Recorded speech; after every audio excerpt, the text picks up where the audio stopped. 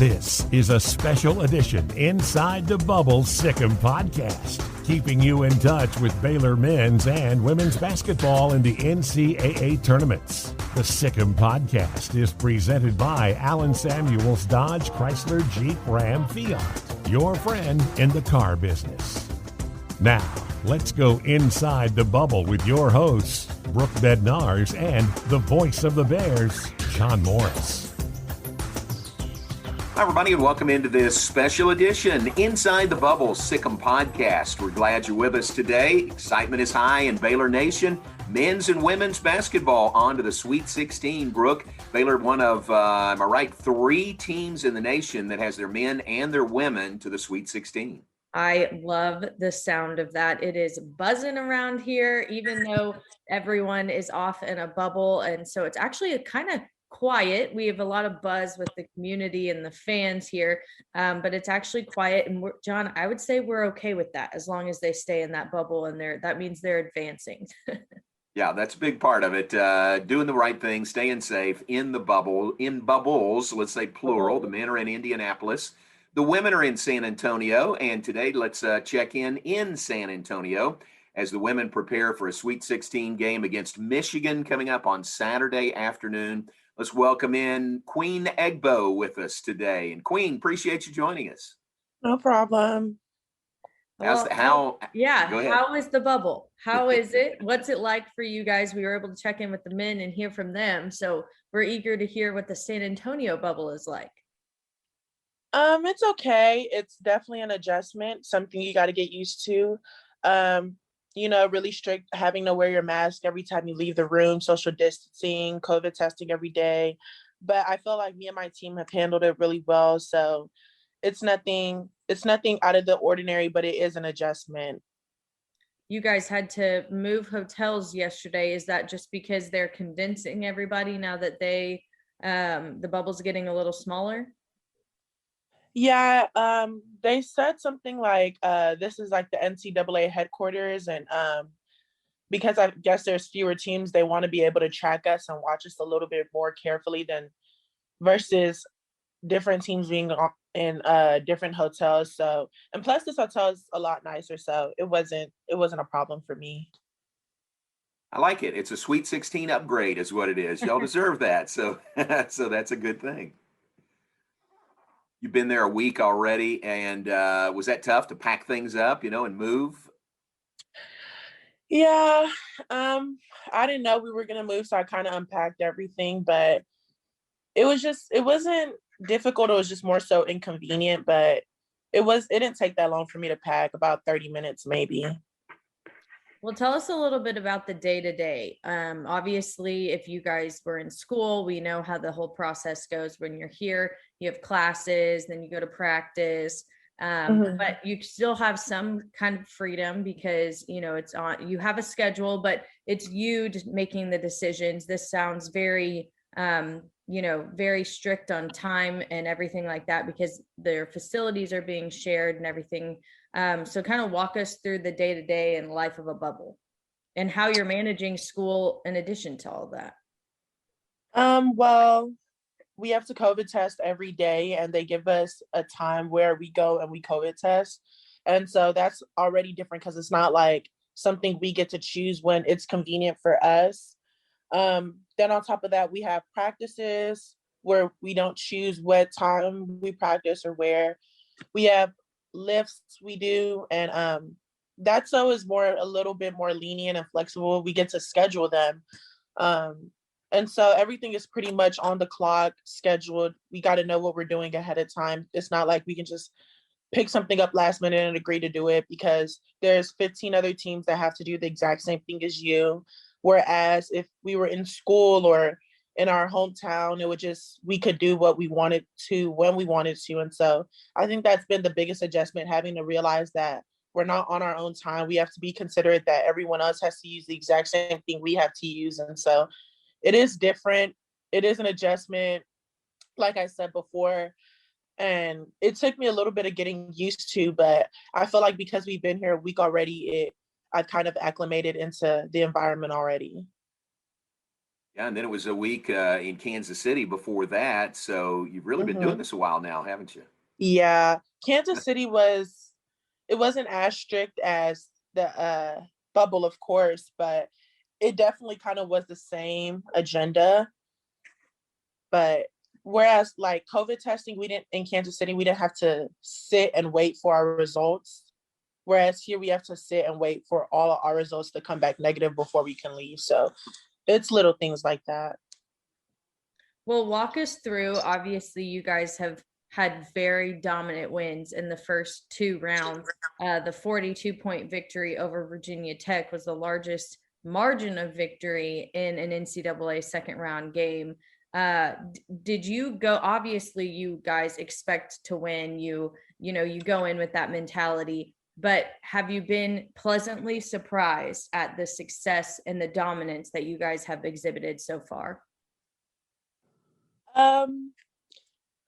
Yes and no in a way. I mean, we play such great defense. I knew, we had a chance of, dominating on the defensive end, but it was a little bit of a surprise because every day I just look at our team and we get better and better. Every game we play, every practice we play, we just continue to grow and get better. And we get better as a team. And I feel like that's something a lot of teams sometimes don't have, is that unity and that leadership and that defensive hustle and grind. And I feel like it starts from our coaches all the way down to our players. We're used to working hard every day and we're used to getting after it. We have guards that do things. We have posts that do things. So I feel like when you put all the pieces together, it's like a complete puzzle. We have so many different roles on this team and everybody seems to be filling in the roles at the perfect time. So it just comes together really nicely. And to watch everybody play like how they're playing, I'm not surprised, but I am surprised we won by 42 because I was like, dang, we really won by 42. But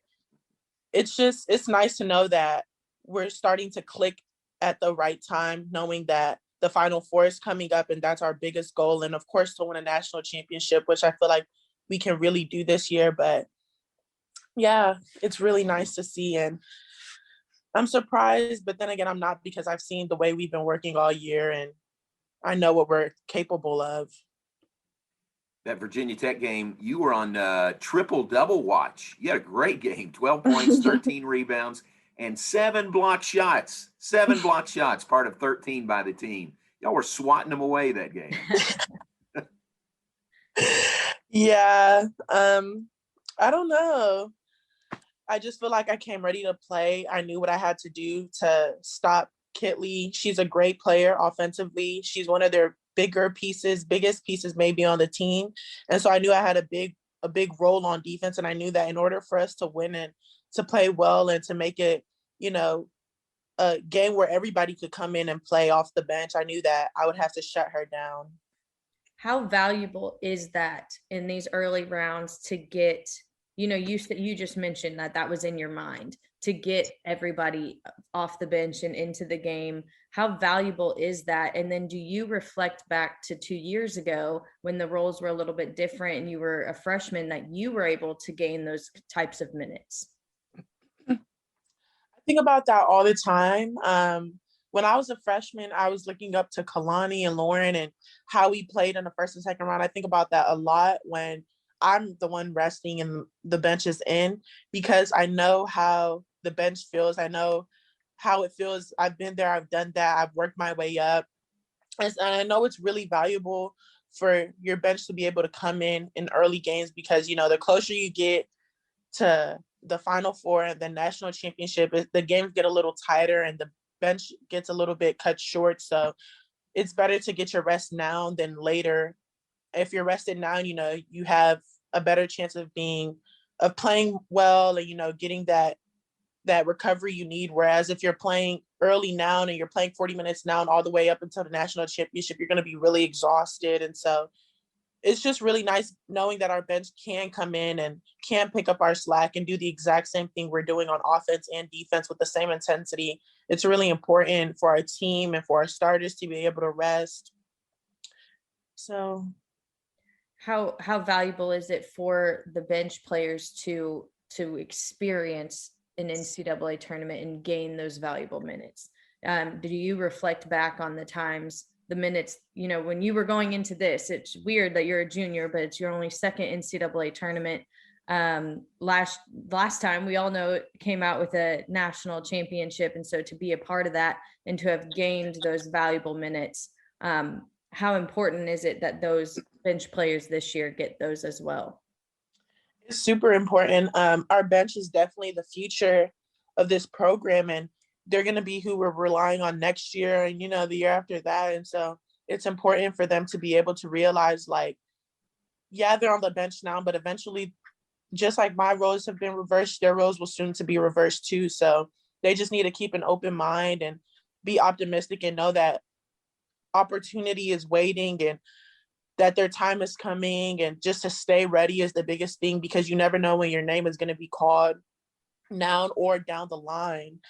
And thinking about my freshman year, I know how it feels because I played the first 2 rounds of the NCAA tournament, but I don't think I played any other games after that. And so I was always ready. I always stayed ready until my name was called. And that's the only thing you got to do. You never know when your name is going to be called. So it's just important not to look at it as a negative thing, because they might not need you as much now, but they're definitely going to need you in the future. How much of a plus is that for you, just having gone through that before? I mean, maybe you just played the first 2 rounds, but you were with the team all the way to the national championship. That's got to be a real plus. Yeah, it was definitely a lot of experience I learned simply as a freshman. A lot of freshmen don't get the opportunity to go to a Final Four, especially with the kind of team we had. We had All-Americans on our team and just people who you could really look up to. And so it just opened my eyes a lot. And I know what to experience now, and I know what to go through now. And I know what my teammates need from me, because I saw what I needed from them when I was a freshman. And so it's just real eye-opening. You have a couple of days in between, or you had a couple of days in between last round and the Sweet 16 matchup against number 6 Michigan, 2 p.m. at the Alamo Dome this weekend. Whenever you are in these couple of days, what's the preparation for Michigan look like? Are you guys going back and watching that game that they knocked off Tennessee, and kind of what all are you breaking down and looking at? Yeah, I'm pretty sure we're going to watch a lot of film. We've been watching a lot of film for every opponent, and we don't take any of our opponents lightly. When we go into practice, we know exactly what they do and what we need to do to stop them. And so our coaches are very strategic when it comes to preparing us for our opponent. And I feel like that really gets us better, and that really allows us to go into the game more confident, knowing that we know kind of what we're doing on defense and on offense, and how to score and how to shut certain people down and take certain aspects of people's game away. Y'all are veteran enough, experienced enough that you know you can't look ahead. I mean, you know who might be out there in the Elite Eight, but you can't look ahead. You can't look past Michigan at all, can you? No. Michigan is a great team. They have a great post player, Naz Hillman, that I know I have a big defensive role. She's a Lisa Leslie finalist, so I know she's nothing to be played with. And, it's going to be another grind, another game for us. Visiting with Queen Egbo, junior post player for Baylor women's basketball. It's our special edition Inside the Bubble Sic Em Podcast. And Queen, we appreciate you letting us come inside the bubble and visit with you a little bit. Great success already this year. I know we've talked about the NCAA tournament. I want to go back to the Big 12 tournament. You played great basketball up there. Congratulations on those games. Yeah, you were highly motivated, and you just played really, really well. Thank you. I really do try. I know you do, but you're just playing outstanding, and it kind of seems like you're playing your best basketball right now here in March. Would you agree with that? Yeah, for sure. Definitely. And for the team, would you say the team is the same, playing their best basketball here when you want to be? Yeah, for sure. Moon is playing great. Dejanay, Liz, I just feel like we're all just playing so well offensively and defensively. And that's what you need out of your team in March. You need to know that y'all have the most confidence. And I feel like right now is when we're the most confident. we were able to speak with Coach Mulkey kind of before you guys got started in the NCAA tournament. And so she reflected back on yet another Big 12 championship. Y'all are raking them in like nobody's business. But to kind of be able to just kind of pause for a moment here on this podcast with us and reflect on the past year and the fact that you guys have knocked in 2 more Big 12 championships, are headed into about to be in the Sweet 16. Is that surreal, knowing that at this time last year we were all home, unable to, be talking about March Madness and everything like that because everything had been shut down? Yeah, we didn't even get the chance last year to make it into the tournament because we had a bye week because we just won the tournament. I mean, we just won the conference, so we had a bye week, so we were going to leave the very next day. And when we were on the plane, that's when we got the call like, hey, they're closing the tournament because of COVID. And Mulkey was just like, y'all be careful, like just be careful, be ready. But because they might cancel the season. And when I heard her say that, I was just like, no way, like there's just no way they can cancel the season. I mean, COVID, like I really didn't take it that serious. I didn't know the impact of what it could do to not only the basketball world, but to the nation as a whole. And so when I got home, she told us we can go home. So when I got home in Houston, that's when we heard that the tournament had been canceled. And I was planning on coming back to Waco. So I just had a few stuff packed. And so it was heartbreaking, but I just felt really bad for our seniors. I mean, Lauren devoted so much time and blood, sweat, and tears into this program. Same with Juicy and Taya and Aaron the Great. And so it was just really sad to see that their season had been cut short and that they didn't get the chance to get their year back, whereas we do this year. And so it was just really hard to see them. Lauren was crying. Juicy was crying. It was just really hard to see that. And so how special is it that you guys are, while you're in a bubble and it looks vastly different from 2019, that it's still possible and that you guys are advancing and you're headed to the Sweet 16 on Saturday? I'm just appreciative. I'm appreciative of the opportunity God has given us to be able to play this game and to be able to play another day and another round. I don't take anything for granted anymore. I know that although it is tiring and it is draining and, all those things, I know that last year we didn't get this opportunity. So I look into it in a more positive light because our seniors last year would have killed to be in another NCAA tournament. And so you can't take nothing for granted here. I love that.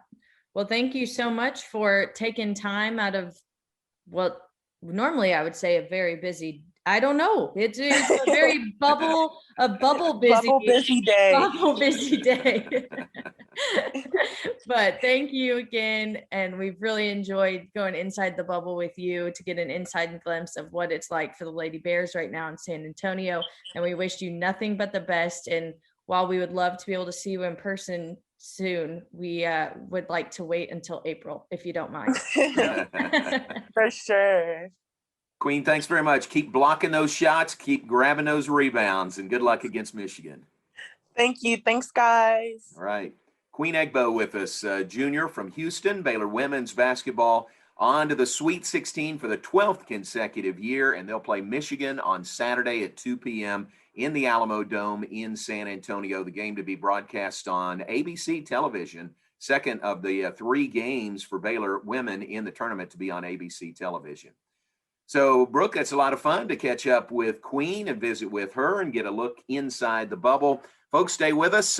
We will continue to have our special edition Inside the Bubble podcast.